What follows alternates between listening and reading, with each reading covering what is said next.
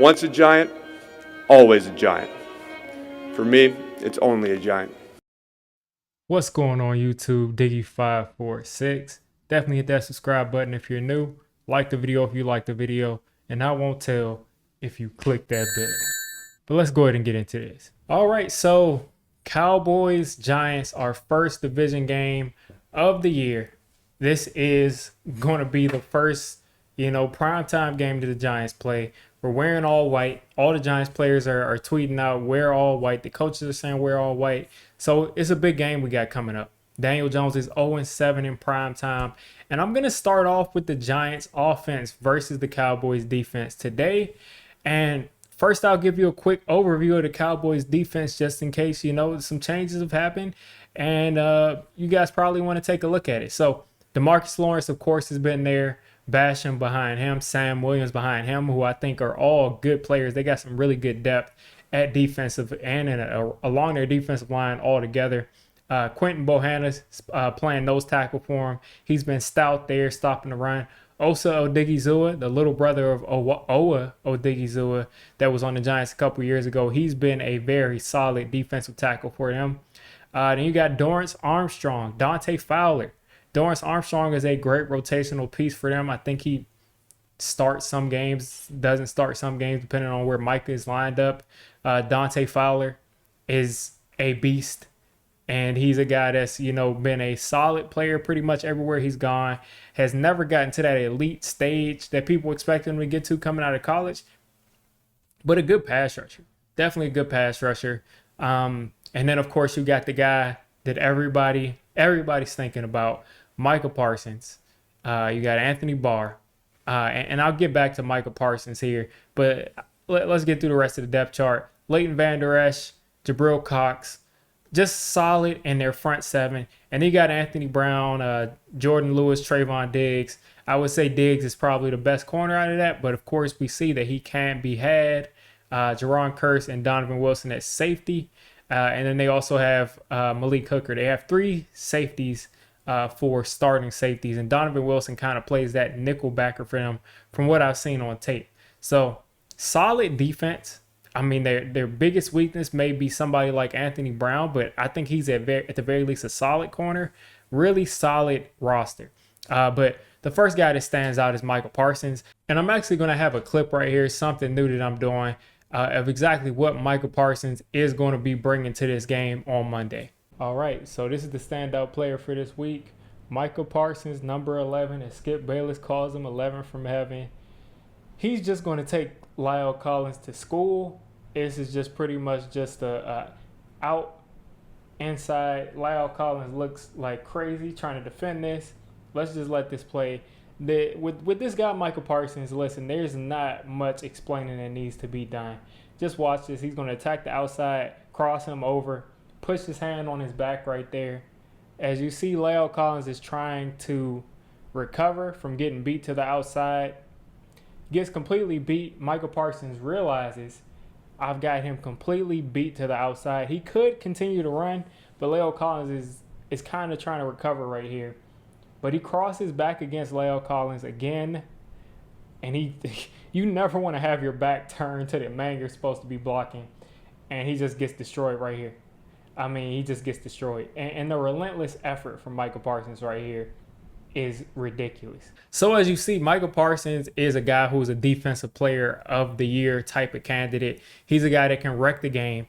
And you already know that they're going to try to line him up on Evan Neal. I didn't go over the Giants roster because we all know the Giants roster. But we know they're going to try to line up Micah Parsons on Evan Neal. They're going to line him up over the center, as a blitzing linebacker from the interior. They're going to line him up there and blitz him against our interior line.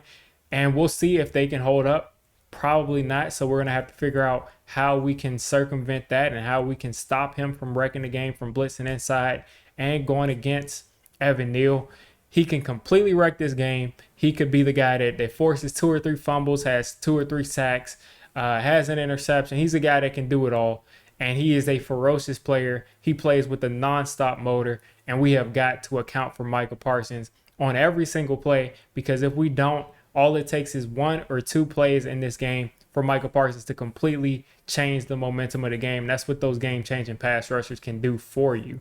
So that's something we got to keep in mind. When you look at the rest of the defensive line, I would definitely say off the bat, again, as I went over when I went over their depth chart, their defensive line is very stacked. And when I say stacked, they got a lot of depth. They got a lot of guys who can play multiple positions. Dorrance Armstrong can play that 3-tech at times for them. Dante Fowler rushes from the inside. And I'll show a play right here that shows that. More than just Micah Parsons on the line of scrimmage. You look at this is pretty much a NASCAR package right here. You got DeMarcus Lawrence, Micah Parsons on your edges. You got Dante Fowler here, 56, highly touted prospect that's been a solid pass rusher pretty much everywhere he's went since he ended up leaving his initial team. And then Dorrance Armstrong, nice interior rusher. And this is what scares me the most against the Giants. I mean, when they play against the Giants, is we got some deficiencies at that center guard spot. And I mean, pretty much clear as day. Watch Dante Fowler come out of his stance. He has a mismatch. Anytime he's matched up against an interior lineman, he's going to be too quick against a decent interior lineman. And we don't have very good interior linemen. Nice spin move. Watch him spin and pin this guard and get right past them and sack Joe Burrow. Causes a fumble. We cannot allow these types of things to happen to Daniel Jones because we know he's known to fumble the ball. If he gets sacked a bunch of times, I mean, it just happened. So as you see, guys are very versatile on this Cowboys defensive line. And this is something that scares me because they could take advantage of the struggling interior Giants offensive line. It's been struggling the first 2 games. Bredesen and Azeez have been switching spots. John Feliciano has not been the solid veteran presence that we thought he would be so far. And there's a couple of weeks at least before Lemieux and Nick Gates are eligible to come back. And we don't even know if they'll be healthy enough to be their old selves. So this is something that's very concerning. We're going to have to figure out a way to take this away from the Cowboys as far as just lining up 3rd and long, lining up their defensive ends on the interior and taking advantage of what we do worst. So besides that, you got Trevon Diggs, who's another threat, a guy that can give up a big play, but also a guy that can house an interception and take it back to the crib. You don't know what you'll get out of Trevon Diggs, but he is someone that you must account for. And I would say that him and Micah Parsons, along with DeMarcus Lawrence, are 3 guys who can wreck the game because DeMarcus Lawrence, even if he's lined up on Evan Neal instead of Micah Parsons, he's a guy that can definitely take advantage of him. Micah Parsons against Andrew Thomas, I think is interesting. It could go either way in my opinion because Andrew Thomas has been playing at such an elite level. But I think if Andrew Thomas is against DeMarcus Lawrence is pretty much eliminated from that game.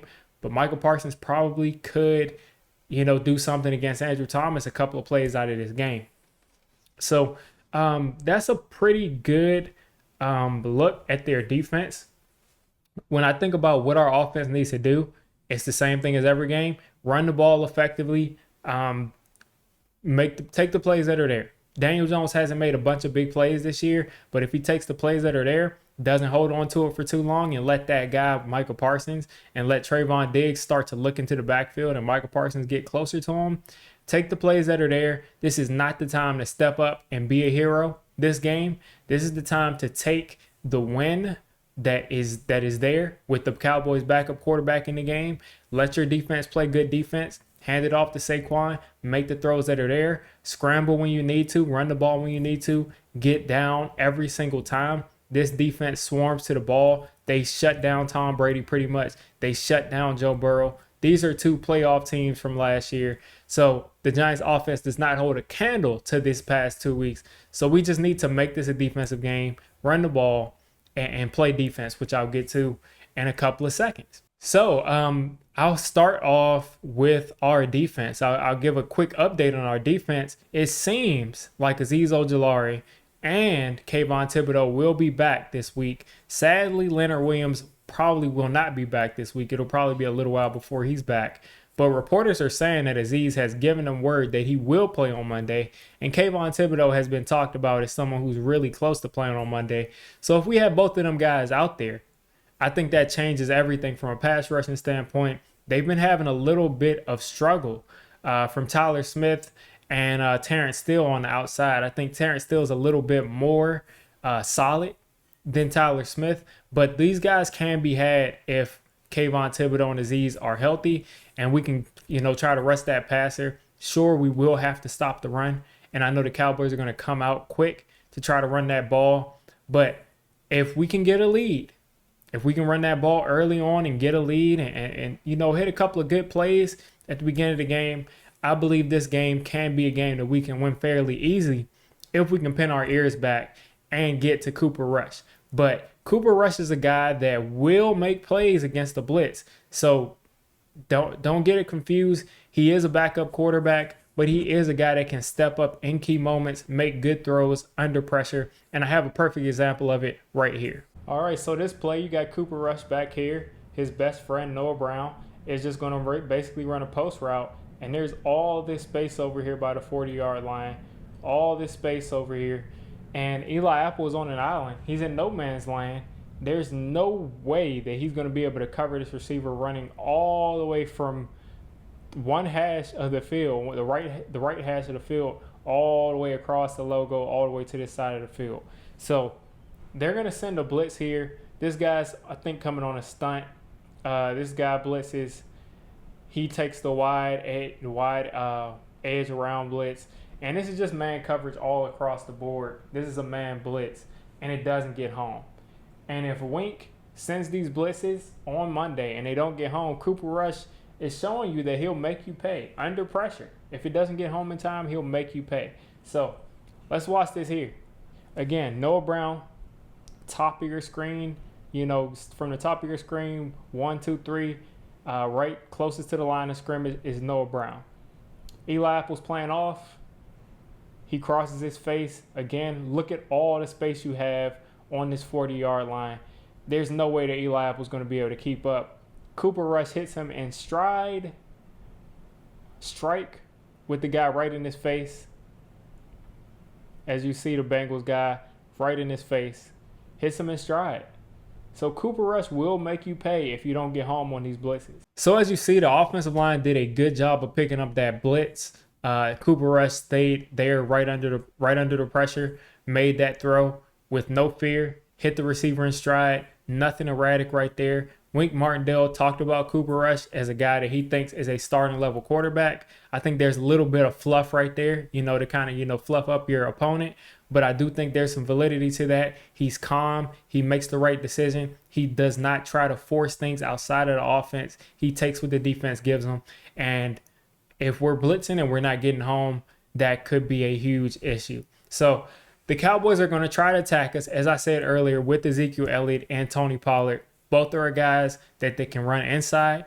They can run outside. We're going to have to account for both in the receiving game, especially Tony Pollard. You saw the way that Dontrell Hilliard, destroyed us week 1. We did a little bit better against McCaffrey, but I don't think we'll devote McKinney specifically to shutting down the running back. So we're going to have to really stay disciplined in our pass coverage and make sure that we're keeping track of these running backs because they both can catch the ball. Not Zeke as far as well as Tony Pollard, but they both can be a threat in the receiving game. And, of course, they can both run the ball. Tony Pollard is always a threat to hit a home run. Zeke is always a threat to hit a home run. Not a home run, but a guy that will hit 15, 20, 25, 30 yards, break a bunch of tackles, energize his team, be rough to take down, and keep his team in second and manageable, third and manageable. And if they're in third and manageable all game long, we don't get to unleash that pass rush. We don't get to unleash those blitzes that have been so successful for us all year long. I mean, we're number 1 in third down percentage against the teams that we've played, but we get to continue that. We have got to continue to keep these teams, and we have to continue to get them to third down, because we've been able to kind of stop these teams in third and manageable, but we've got to make sure that they get to a bunch of third downs, and that starts with stopping the run. This should be the number 1 thing. Stop the run. Of course, play the pass too, but stopping the run is the number 1 thing, because I think these are the 2 most dangerous players on this team. Now, just because I say that doesn't mean that I'm sleeping on Cooper Rush. and I'm sleeping on the fact that they've got Michael Gallup back this week. That should open up some more things for CeeDee Lamb. They've got Noah Brown, who has a real connection with Cooper Rush. And they got Kayvon Turpin, who's that returner, who do not let that guy return anything against us. But he's a returner, and he's just an explosive athlete overall.